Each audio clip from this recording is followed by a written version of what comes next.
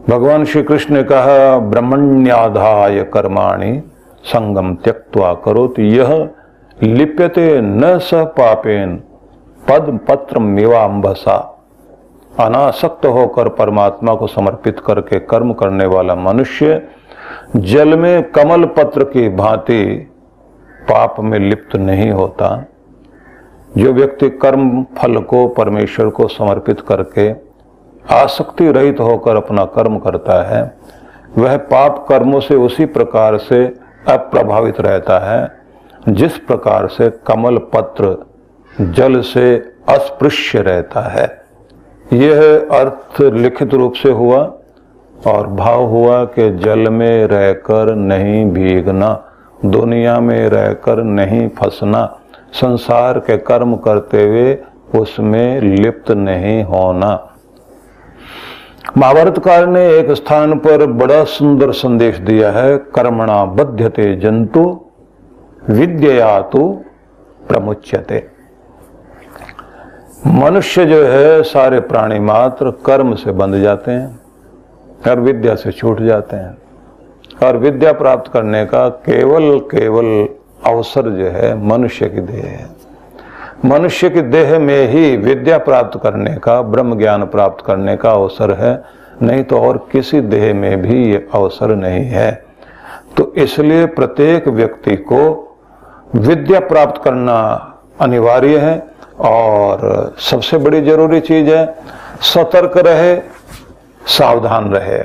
और व्यक्ति जो लापरवाह होता है, क्योंकि शब्द चल पड़ा लापरवाह या सतर्क न रहना, जिसको असावधान कहेंगे। असावधान वह व्यक्ति है जिस व्यक्ति को होश नहीं है।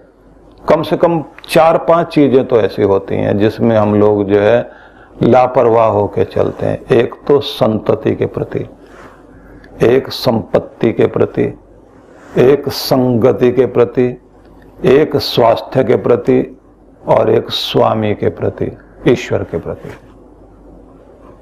यहां हम लोग बड़े लापरवाह हो जाते हैं।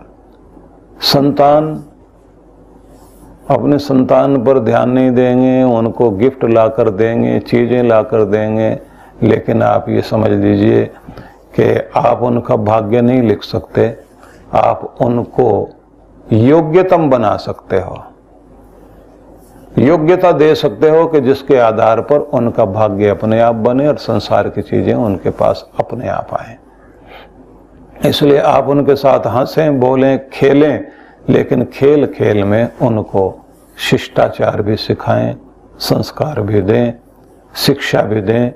और कभी कभी कहानियों के अंदर, अगर छोटे बच्चे हैं तो कहानियों में ही जीवन का सार समझाएं। दूसरी बात है कि हम अपनी वास्तविक संपत्ति के प्रति लापरवाह हो जाते हैं, क्योंकि व्यक्ति की एक आदत होती है, वह जो मिल गया उस पर तो ध्यान नहीं देता, जो नहीं मिला उसके प्रति बड़ा ध्यान देता रहता है। तो असावधान हो जाना, लापरवाह हो जाना, संतान के प्रति, संपत्ति के प्रति, फिर संगति के प्रति। कैसे दोस्त, किस तरह के दोस्त, इनके साथ बैठना चाहिए, नहीं बैठना चाहिए। हम लोग कपड़ों में, भाषा में, आदमी जो स्टेटस दिखा रहा होता है वो सब चक्कर में आ जाते हैं। अंदर से पता लगता है कि बाहर से इसने पैसा जरूर कमा लिया, लेकिन अंदर से तो जीरो है, दरिद्र व्यक्ति है। वैचारिक दरिद्रता है, संस्कारों की दरिद्रता है। इस व्यक्ति के अंदर वो दरिद्रता है कि इसको तो बात करने का ढंग भी नहीं आता। इसके अंदर जो है संस्कार है नहीं, इसकी दशा ही गलत दशा है। आपको कहां धकेल ले जाएगा ये? जो व्यक्ति जिस तरह का होता है आपको खींचकर उसी तरफ प्रेरणा देगा। तो आपको संगति के प्रति जो है बहुत ध्यान देना चाहिए। और मनुष्य का स्वभाव भी बड़ा विचित्र होता है कि वो अपनों को इग्नोर करेगा, परायों को इम्प्रेस करेगा। ज्यादातर जो है इसी में हम लगे रहते हैं। जो पराये लोग हैं उनको इम्प्रेस करने में लगे रहते हैं कि वो हमारे हो जाएं, और जो अपने, जो आपके हो गए उनको इग्नोर करता रहता है व्यक्ति। परिणाम ये होता है कि पराया तो तुम्हारा अपना होगा नहीं होगा, जिनको तुम इग्नोर कर रहे हो अपनों को, वो भी तुम्हारे से दूर हो जाएंगे। ये लापरवाही है। और लापरवाही स्वास्थ्य के प्रति, सेहत, हेल्थ के प्रति।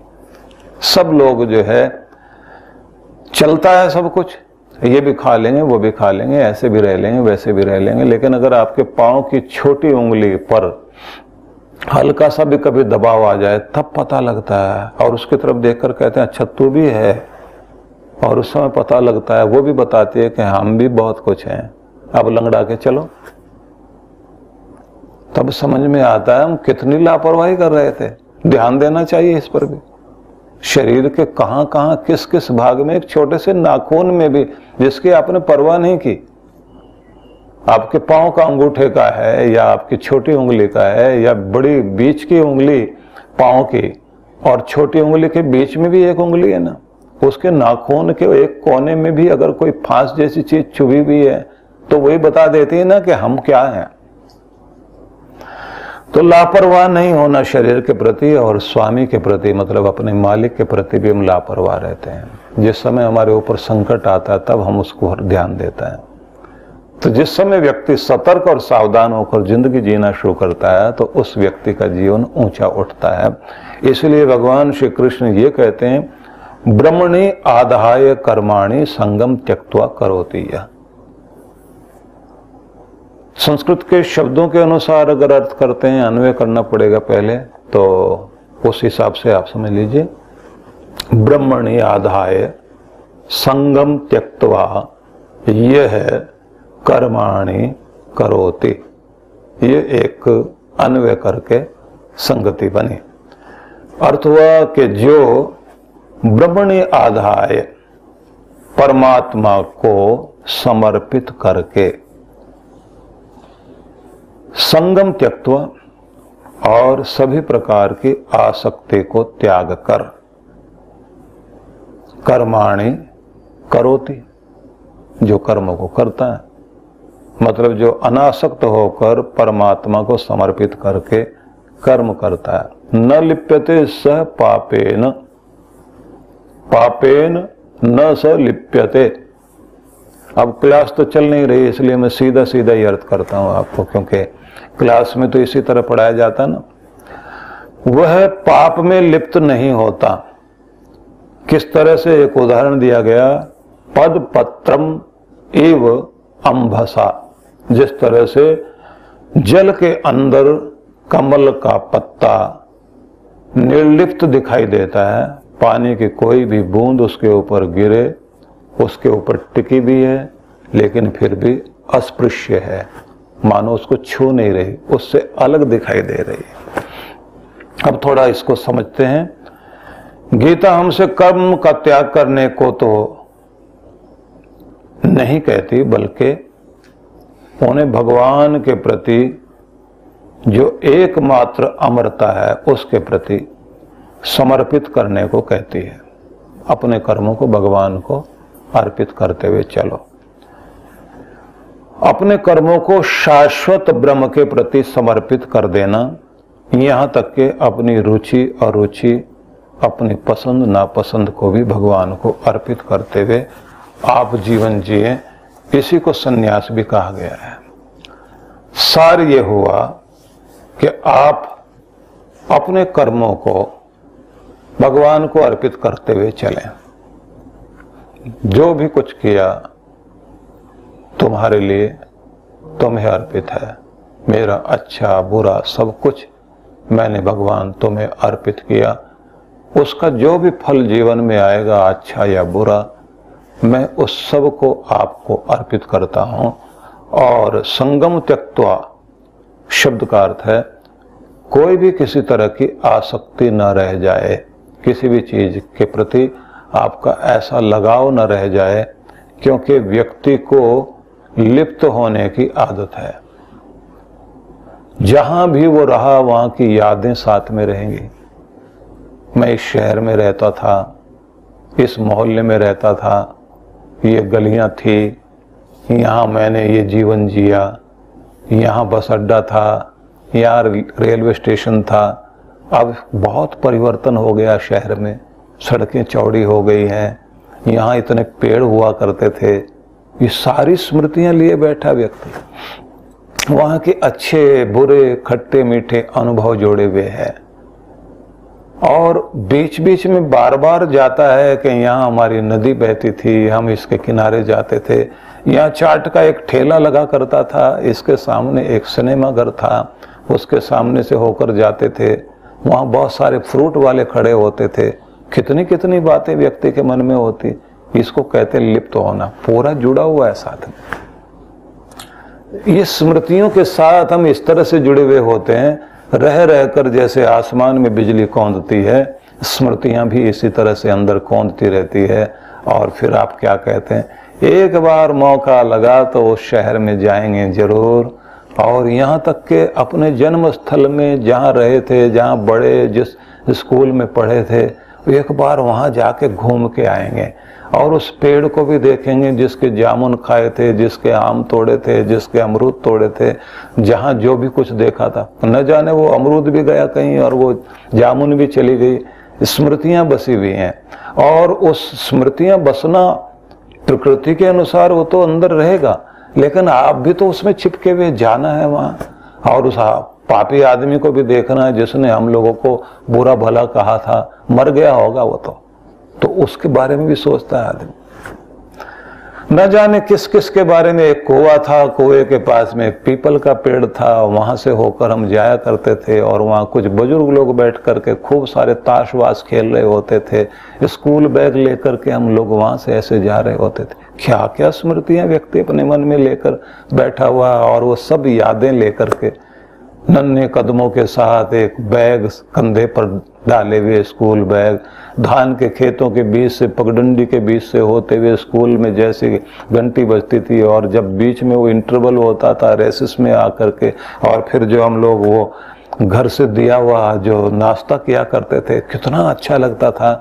वो ऐसी ऐसी चीज़ें होती थी, वो सूखे आलू की सब्जी, वो पराठा, उसके साथ में जो ये वाला अचार, वो वाला अचार, ऐसे वहाँ सामने बैठ करके, और फिर वो ठंडा पानी निकाल करके नल से हम लोग पीते थे। सारे बच्चे एक साथ हो करते हुए बाहर की तरफ भागते थे। अब क्या क्या स्मृतियां लिए बैठे, लिपटे हुए ना, अभी तक भी वही। वो सारी चीजें आपकी जिंदगी में हर जगह से तो आदमी लिपटता है, चिपकता है, बंधता है। कृष्ण भगवान कहते हैं एक एक वस्तु तुम्हें बांध लेती है, तुम अपने पुराने चीथड़ों तक को अपने साथ बांध के चल रहे होते हैं, क्योंकि उसमें तुम्हारी स्मृतियां बसी होती हैं, और उन सब को बांध के तुम, क्योंकि इसी तरह से दुनिया में जीता इंसान। लेकिन वो कहते हैं कि सबको देखो, सबका आनंद लो, लेकिन सब में वो चीज हटा दो जहां से तुम्हें मोह, ईर्ष्या, बैर, और जहां तुम्हारा मन अटका रहे। क्योंकि आखिर में जब दुनिया छोड़ने की बारी आएगी, कहीं ऐसा ना हो कि कहीं से तुम फिर चिपक जाओ और तुम्हारी आत्मा फिर वहीं आकर के शरीर धारण करे और यात्रा वहां से शुरू हो जाए। तुम्हारी यात्रा तो वहां से आगे जानी चाहिए, क्योंकि तुम वहां से चलते चलते चलते चलते जिस ऊंचाई पर पहुंचे हो, तुम्हारी स्मृतियां फिर तुम्हें वहां ला करके दोबारा ना खड़ा कर दें, क्योंकि यात्रा वहीं से शुरू हो जाएगी जहां तुम्हारा आखिरी ध्यान रहेगा। तो इसलिए क्या करना है, न लिप्यते स पापेन, पाप में फिर से लिप्त नहीं हो जाना, कमल बन करके खिलना सीख जाओ। सरोवर का सुंदर खिला हुआ कमल जिस तरह से उस तालाब की शोभा बनकर पूरी प्रकृति को आकर्षण का केंद्र बना देता है, तुम जहां भी हो आकर्षण का केंद्र बने रहना। लेकिन हर व्यक्ति तुम्हें प्यार कर सके। जब व्यक्ति पक्ष में रहता है तो पक्ष वाले भले ही उसको प्यार करें, विपक्ष वाले तो नहीं करेंगे। जैसे सूरज सबका है, चांद सबका है, धरती सबकी है, हवा सबकी है, धूप सबकी है, परमात्मा का प्यारा तो सबका होता है, वो तो बहुत ऊंचाई पर पहुंच जाता है। और जैसे सूरज की किरणें गंदगी को भी छू रही हैं, फिर भी गंदी नहीं है, कीचड़ को भी स्पर्श कर रही हैं, लेकिन फिर भी वो मलिन नहीं हुई। वो फूलों को भी स्पर्श कर रही हैं, लेकिन फिर भी उनके अंदर जो है, फूलों को छूने के बाद भी फूल का कोई प्रभाव नहीं है। तुम भी सारी दुनिया के बीच में रहना, सूरज बन करके चमकना। ये मैंने अपना उदाहरण दिया, लेकिन कृष्ण भगवान ने पद पत्रम इव अम्बसा, कमल के पत्ते की तरह से निर्लिप्त होकर रहना, जल में रह करके भीगना नहीं, दुनिया में बस करके फंसना नहीं, और धीरे धीरे धीरे धीरे मुक्त होते हुए जिंदगी को ऊंचाई पर लेकर चलो। इसको अगर आप उपनिषद की भाषा में पढ़ें तो वहां पर लिखा न कर्म लिप्यते नरे, एक श्लोक मंत्र है पूरा पूरा, कुर्वन्ने वेह कर्माणि जिजी विशेषदम समा एवं त्वयि नान्य थे तो अस्ति न कर्म लिप्यते नरे। तो उसका एक छोटा सा टुकड़ा मैंने आपको सुनाया, न कर्म लिप्यते नरे, जिसका मतलब होता है उस मनुष्य को कर्म लिप्त नहीं करते, बांधते नहीं। किसको? तो वहां पर एक संदेश दिया गया, कुर्वन एव इह कर्माणि जिजी विषेत शतम समाहा। विच्छेद पदच्छेद किया मैंने, अन्वय करूंगा तो फिर वो व्याकरण वाली बात हो जाएगी। सार सुन लीजिए, कर्म करता हुआ यह मतलब इस संसार में मनुष्य 100 वर्षों तक जीने की इच्छा करे, कर्म नहीं छोड़ना, कर्मशील बनकर बहादुरी के साथ कर्म योद्धा बनकर कर्मवीर बनकर दुनिया में कर्म करते हुए जियो। लेकिन कर्म कौन से वाले? वह कर्म जो तुम्हें संसार में बांधते ना हो, बंधन मुक्त होकर के जिंदगी को जियो। जैसे जैसे उम्र बढ़ती चली जाए तो तुम सुलझने की कोशिश करते जाना, उलझने की कोशिश नहीं। ज्यादातर लोग जो है उलझन बढ़ाते जाते हैं, उलझते जाते हैं, धागे जैसे उलझ जाते हैं, उस तरह से उनकी जिंदगी और उलझ जाती है। जिस जिंदगी के अंतिम प्रहर में व्यक्ति ज्यादा आनंदित और शांत और प्रसन्न रहना चाहिए, तो एक बात बड़ी अजीब देखने को मिली है कि बुढ़ापे में चलते चलते व्यक्ति के पास जितना आनंद और जितनी प्रसन्नता और जितनी शांति और जितना चैन होना चाहिए वो बचपन में तो होता है, बुढ़ापे में नहीं होता, क्योंकि जीने के ढंग में ही कमी है। जबकि सारी जिंदगी की सबसे ज्यादा मिठास तो बुढ़ापे में दिखाई देनी चाहिए। परिस्थितियां तो सबके सामने आएंगी, परिस्थितियों से निकलना आना चाहिए। कृष्ण भगवान को हम लोग सुन रहे हैं, उनका चिंतन कर रहे हैं, तो आप अगर उनकी सारी लीला में झांकियों में झांकने की कोशिश करें तो आपको समझ में आएगा कि जहां जन्म के साथ ही परिस्थितियां भयंकर रूप धारण करके खड़ी हुई हों और नर रूप में जीवन जीते हुए कृष्ण भगवान, उनका शरीर बड़ा हो रहा है, वे बड़े होते जा रहे हैं, और जिस समय की जैसी परिस्थितियां हैं उस सारी परिस्थितियों के बीच लड़ते हुए भी उनका आनंद उसी तरह रहता है। इसलिए वो बांसुरी उसी तरह उनकी बजती रही, उनका खेल वैसे चलता रहा, उनका जीवों के प्रति प्यार चलता रहा, उनका अपने माता पिता के प्रति उन्हें आनंदित करना और थोड़ा सता करके आनंदित करना, ये सारे खेल उनके चलते रहे। उस वात्सल्य को जो उन्होंने पाया वो भी अद्भुत, वो प्रेम जो उन्होंने दिया वो भी अद्भुत, वो दया करुणा जो उन्होंने की वो भी अद्भुत, और वो जो निर्भयता उन्होंने दिखाई वो भी अद्भुत, और सारे दुखों के बीच, चुनौतियों के बीच जिस शौर्य और साहस का परिचय दिया वो भी अद्भुत। यही है जीवन। कर्म तो करना ही है, लेकिन उसके बाद भी बीच बीच में याद करते हैं, जब विदुरानी ने उनको जो है शाक पात खिलाया अपने घर में, तो उनका भोजन ग्रहण करते समय उन्होंने थोड़ी आंखों में उदासी दिखाई। तो जब विदुरानी पूछती हैं कि क्या हुआ, तो कहते हैं आज यशोदा माँ याद आई है, ऐसे खिलाती थी और ऐसे ही भोजन देती थी, माँ याद आ गई है। बहुत प्यार से याद करते हैं। कमाल तो ये होता है कि विदुर को देखकर उनके हाव भाव अलग हो जाते हैं और शकुनी को देखकर अलग। शकुनी को लगता है मेरा प्रतिद्वंदी है, विदुर को लगता है मुझे जैसा चाहिए वो तो यही है, विदुरानी को लगता है कि हमारी बात समझने वाले तो कृष्ण है और तो कोई है ही नहीं। सुदामा को लगता है एक ही तो है जो हमारी भावना को समझ सकता है, और तो दुनिया में कौन समझेगा। द्रौपदी को लगता है कि मेरे लिए सखा बन करके जैसे कोई सहेली बनकर आ गई है, तो वो तो कृष्ण है। सब जगह उनकी चेतना उसी तरह से फैल जाती है। इसलिए रसोई घर की ड्योढ़ी पर बैठ करके शायद चावल बीनते हुए द्रौपदी बात कर रही है, इधर कृष्ण बैठे हुए पीढ़ी पर, और दोनों इस तरह से बैठे हुए बात कर रहे हैं जैसे बचपन में खेलते हुए बड़े हुए हों। वही जो गीता का ज्ञान दे रहे हैं, मैं उनकी बात कर रहा हूं। कृष्ण जो गीता का इतना अद्भुत ज्ञान देते हैं, वो कहां किस तरह के हो जाते हैं। अभिमन्यु के साथ खेलते हुए और उसको धनुर्विद्या सिखाते हुए उनका रूप अलग हो जाता है। उसके बाद भी सब चीजों से निर्लिप्त होकर, और फिर उस स्थिति को जरा सोचिए जब बहलिए का तीर, उनके विषैला तीर आकर के उनके पांव में लगा था और उनको लगा कि शरीर छोड़ने का समय आ गया, और बहलिया आकर पश्चाताप व्यक्त करता और कहता है कि मुझे नहीं पता था कि आप हो, मैंने तो हिरण्य समझ करके तीर चलाया था, शिकार कर रहा था। कृष्ण भगवान उसकी तरफ देखकर कहते हैं कि जाओ और यहां से निकल जाओ। मेरे किसी भी अनुचर ने और मेरे किसी प्रहरी ने, किसी सैनिक ने अगर देख लिया तो तुम्हें दंडित कर देंगे। जरा सोचिए कि अपने कातिल को जीने की दुआ देना आसान है क्या? हत्यारे को, अपने हत्यारे को माफ करके छोड़ देना और उसका जीवन बचा देना आसान है क्या?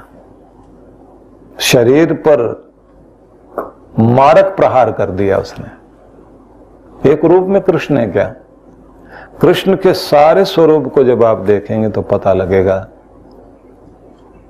कि संपूर्णता एक जगह आकर खिली है।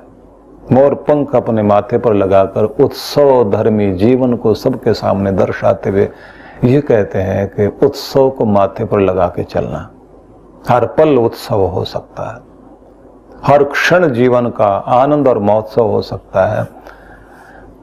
कभी कभी तुम उत्सव कर सकते हो, लेकिन जीवन का एक एक क्षण आनंद में बिताया जा सकता है, इसको माथे पर लगाकर। जबकि शिव जी जो है माथे पर चंद्रमा धारण करके कहते हैं कि ये शांति का चंद्रमा है, जिसे बढ़ना ही चाहिए, इसे घटने मत देना, ये शिव समझाते हैं। और कृष्ण माथे पर जो है वो मोर मुकुट धारण करते हुए मोर पंख से उस महोत्सव को दर्शाते हैं कि तुम्हारे चिंतन में, मनन में और तुम्हारे सोच में और कल्पना में एक ही चीज रहनी चाहिए, जीवन उत्सव है।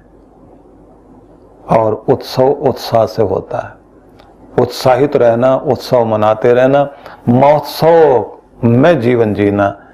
लेकिन ये बात ध्यान रखना, जहां गोरख बोलते हैं हंसी बा खेली बा धरी बा ध्यानम, हंसो खेलो लेकिन तुम्हारा ध्यान रहना चाहिए, ध्यान वहां परमात्मा से। उसमें अगर तुम्हारा ध्यान रहेगा तो हंसना खेलना तुम्हें संसार में बांधेगा नहीं। इसलिए ये बड़ी अद्भुत बात है जो इमर्सन ने एक पोयम लिखी थी, उसका सार बता देता हूं। वो कहते थे आसमान की तरफ देख करके, धैर्यशाली तारों, तुम मुझे भी अपना स्वभाव सिखा दो। कितने गर्दिश के दिन आए होंगे, गए होंगे, तुम्हारी चमक बरकरार है। तुम जो प्रत्येक रात्रि में इस प्राचीन आकाश में चढ़ते हो, चमकते हो, और तुम्हारी चमक कभी फीकी नहीं पड़ती। मुझे भी वैसा चमकना सिखा दो। न आकाश पर तुम्हारी कोई छाया, न कोई निशान, न आयु का कोई चिन्ह, न मृत्यु का कोई भय। न जाने कितने कितने लोग आए होंगे, गए होंगे।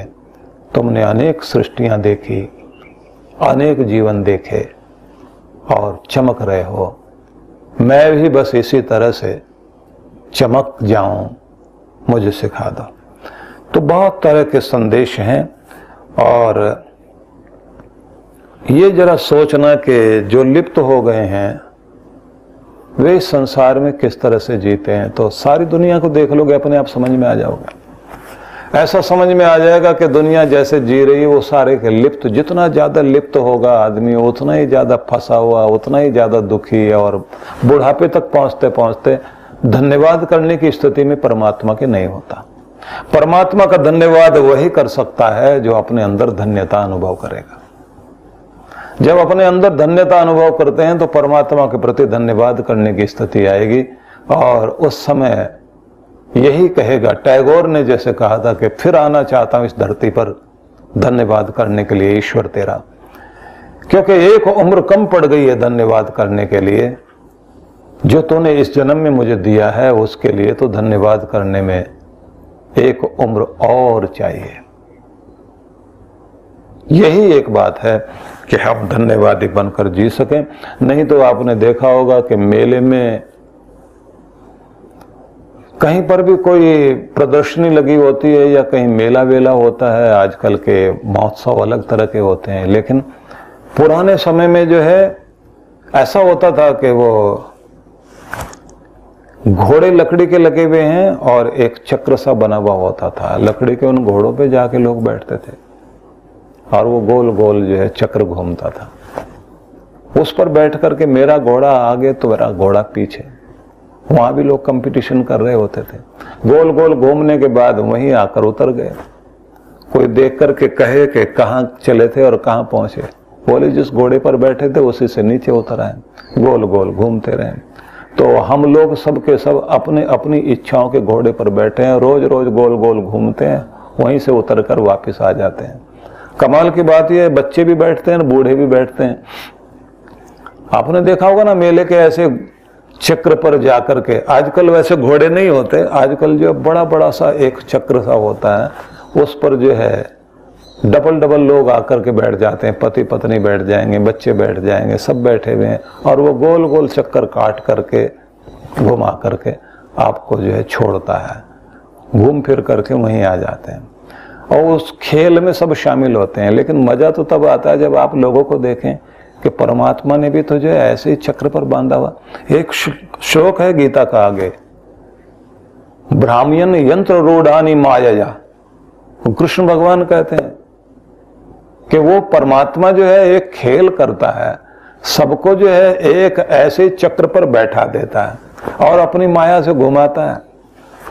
हो सकता है मेले में भगवान ने भी ऐसा ही कोई खेल कर रखा हो, वो उस चक्र वाला मालिक बन के बैठा हो, लोगों को कहता आते जाओ बैठते जाओ गोल गोल घूमते जाओ।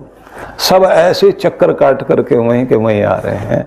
लेकिन कहते हैं इस चक्र को तोड़ने वाला कोई होता है जो पाप में लिप्त ना हो, आवागमन के चक्र को तोड़कर मुझ तक पहुंचता है। मैं उसी के तलाश में हूं कि कौन मुझ तक पहुंचेगा। कितने सुंदर सुंदर संदेश हैं। गीता अपने आप में बड़ा अद्भुत है। ऐसा ग्रंथ है कि जिसको जितना जितना हम इसकी गहराई में जाएंगे और आनंद आएगा। ओम शांति शांति शांति ओम।